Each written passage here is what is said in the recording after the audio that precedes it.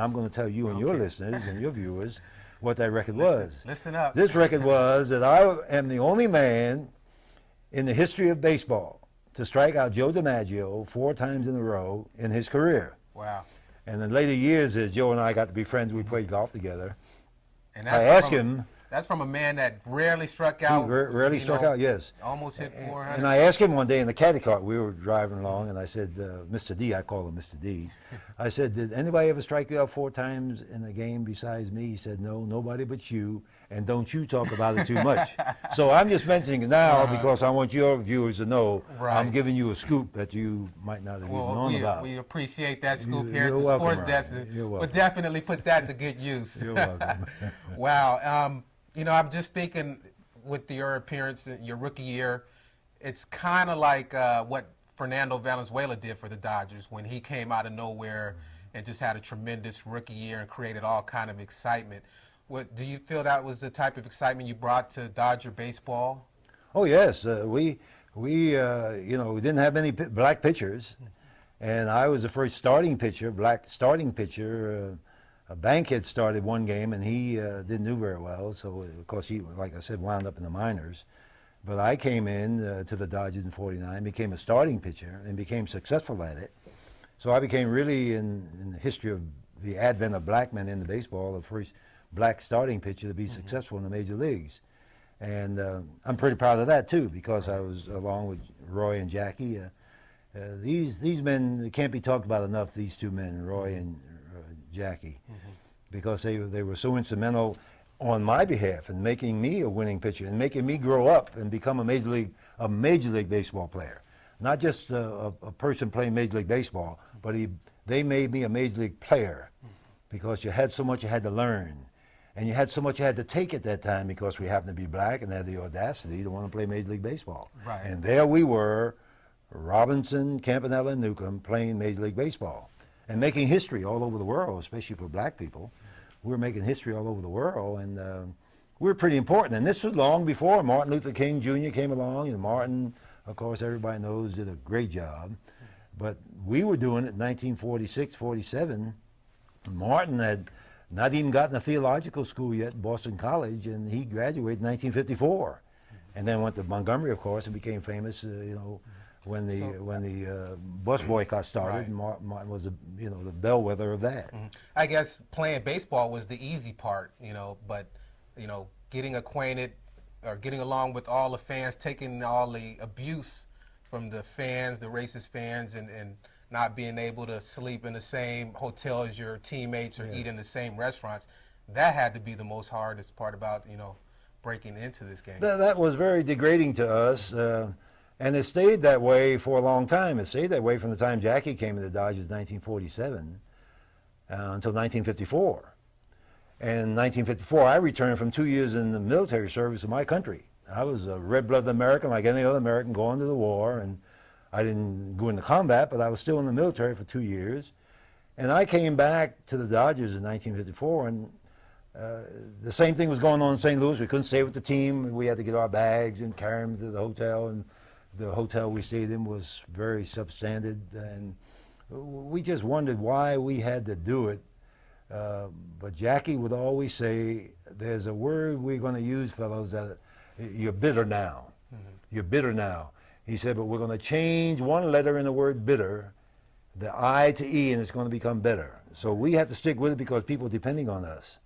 And we are the ones that have to do it. If we don't do it, Mr. Rickey, who owns the Dodgers, and then Mr. O'Malley are going to lose confidence in us, and this whole idea is going to be set back maybe another 25, 30 years. We don't know. And that sounds just like Jackie Robinson, to take a negative and turn it into a positive. I mean, he's from out here in Los Angeles, from Pasadena, and has a stadium named after him out there. But it had to be hard for him, being the first black to break the color barrier and doing it with such a high quality of, being a professional at it and being a true. Well, he had to take all the time. This is hard for a man to do. I'm talking about a man. It's hard for him to do. They have to take all the time. And in the whole makeup of things in Major League Baseball, we had to take all the time. We couldn't fight back. Well, I say Jackie and Roy couldn't fight back. But when I got there, it became different. See, things got better because I had that baseball in my hand. And I could throw it as hard as any human being threw it. And I didn't always know where it was going. Right. Purposely a lot of times. Yeah. And a lot of times the ball wound up under a guy's chin or behind him or something. And one time a guy charged me. I was at Montreal and we were in Syracuse.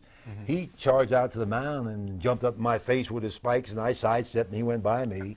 And a great guy who became a famous television star in later years in his life named Chuck Connors. He became, of course, the star, the rifleman. The rifleman. Yeah, rifleman, yeah. Chuck was our first baseman. And Chuck met this guy who went by me at second base. And Chuck beat him so bad, Ryan, that night that there was a man in the stadium that night watching me pitch that game that night because it was a championship game. And we won the game 2-1. And this incident happened, and this man called me the next morning. We were staying in the same hotel in Rochester, New York. And he said to me, no, it was in Syracuse, New York. And he said to me, can I have breakfast with you? And I said, well, certainly, I'd love to have breakfast with you because I'd love to meet you. And he said, I have my wife with me, and we're leaving, and I'd like to meet you before we leave. And I went down and had breakfast with this man and his wife, and he told me how happy he was that I didn't make physical contact with this man that charged by me because of the baseball I threw, and how proud he was of me. And that man's name, Ryan, was Bill Bojangles Robinson, the famous dancer. And it's the only time I ever met him, never saw him again. And he told me this that morning in Syracuse, New York, and I will never forget that. Wow. Okay. So we had to stop taking. We changed in 1954 the hotel in St. Louis, the Chase Hotel, where we couldn't stay for all these years when we went to St. Louis. For 7 years now, these great Major League Baseball players with the Brooklyn Dodgers. But we couldn't stay because we were black. We couldn't stay at the same hotel with our white teammates. Right.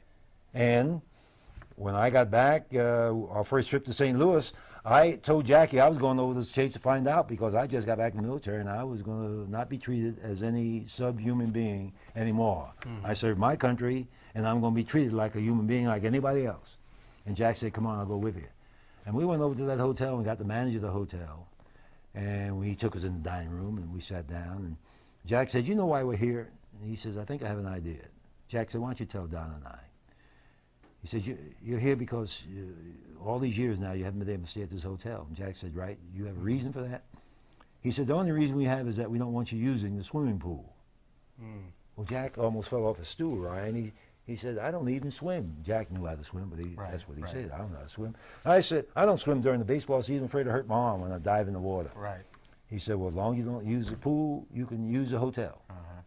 And Jack and I left that day and got in the cab and went back to our hotel, got our suitcases and moved into the hotel.